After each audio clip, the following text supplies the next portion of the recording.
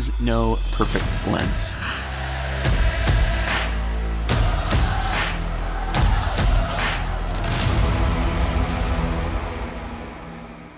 I actually believe that statement. There is no perfect lens out there. There are a ton of good options on the market at different price ranges. So hear me when I say this, there is no perfect lens. So why am I making a video about the 24-70 f2.8 G Master?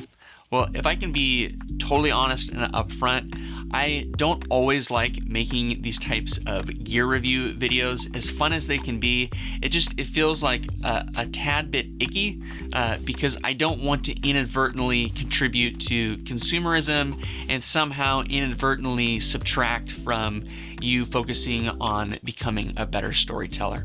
But for me, this 24-70 G Master lens is something that I've thought a lot about. It's obviously a big investment, and I invested in it about a year ago.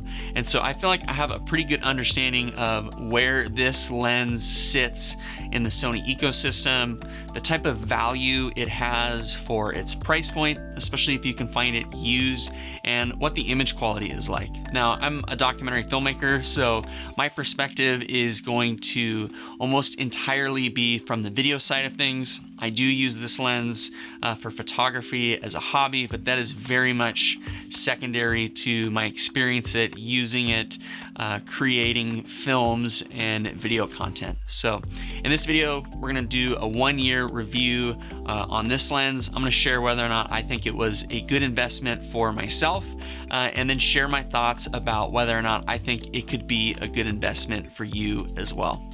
All right, let's dive in. For those of you that are new to the channel, my name's Riley, and I'm a documentary filmmaker that likes talking about all things filmmaking and creativity. I'm also someone that likes to shoot on Sony cameras.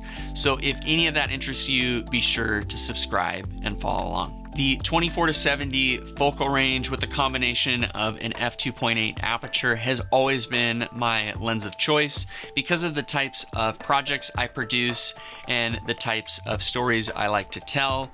Having the luxury of 3 or 4 primes just isn't an option for me, and just given the fact that when I'm shooting documentaries in the types of locations that I'm shooting them, I would pretty rarely be at wide open at an f1.4 or a 2.0, and so having something that is a 2.8 feels very much like a natural choice to me, and it feels like, for me, like I have almost the same quality of 3 or 4 prime lenses built into one nice high quality lens. And so that's made something like this invaluable for the types of projects that I like to produce. And I definitely have not always owned a G Master. I purchased this a year ago and was shooting on Tamron before that. I had an adapted EF lens to my Sony camera body.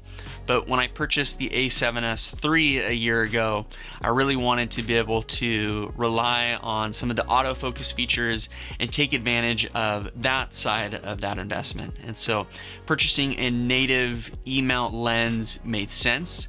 And for me, this lens made a ton of sense based on the Sony ecosystem, the value and the price that I paid for the camera, and then lastly, for the image quality.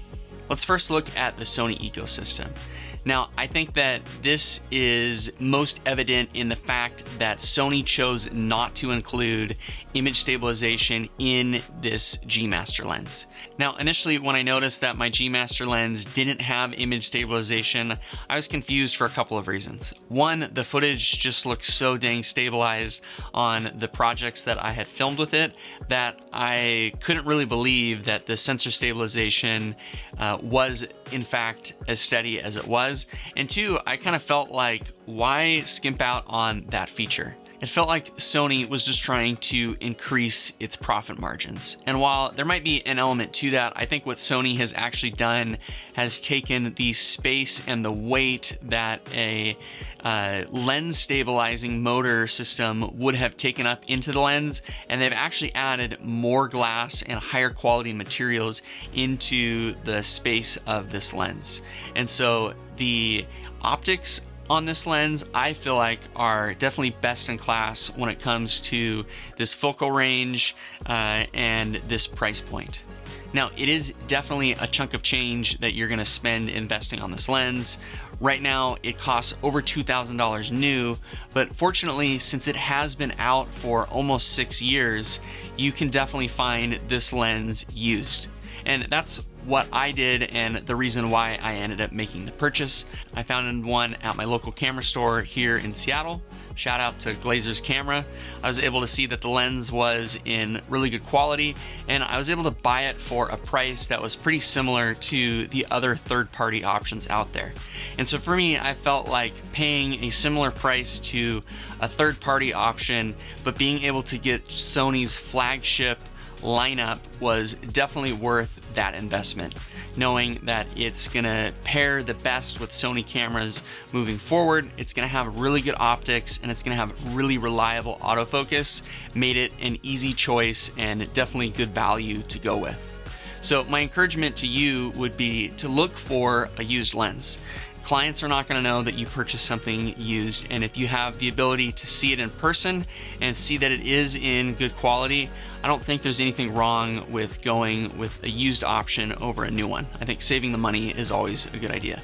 Now, the ecosystem and the value stuff doesn't really matter unless the images look nice, right?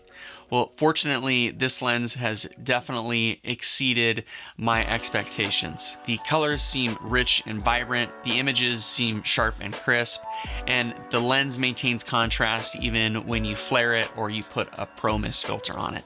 And at f2.8, there's not a ton of vignetting or distortion on the lens that needs correcting in Lightroom or in camera when you're filming video. And this is a good thing for me because I film in ProRes RAW a lot, and this bypasses the internal lens correction that the A7S III does on all of the Sony lenses. And so having a lens that looks really clean but also has a little bit of character to it means that it's going to be my go-to lens of choice moving forward.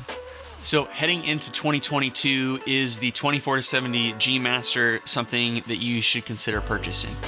Well, I think if you're someone that uses the newer Sony full frame bodies and you need a high quality zoom and you can find it for a good affordable price, then I think that this is definitely something that you should consider purchasing.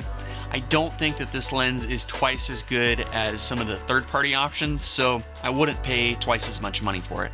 But if you can find it used and in good condition, then I think this lens has stood the test of time and is going to continue standing the test of time.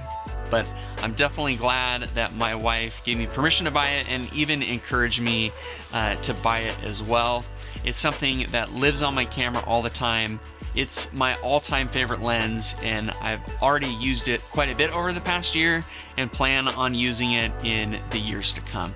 Ultimately, lenses are things that we use to tell stories, and if a zoom lens or this zoom lens is not what you need to tell the best stories, then don't go that route. But if this lens is going to help you tell better stories because you want a Sony zoom lens like I did, then it's definitely something that you should consider purchasing, obviously within reason, if you can find a good deal on it. That is going to do it for this one. I would love it if you would consider liking and subscribing. It really is the best way to help me support this channel. Thanks so much, and I'll catch you guys in the next one.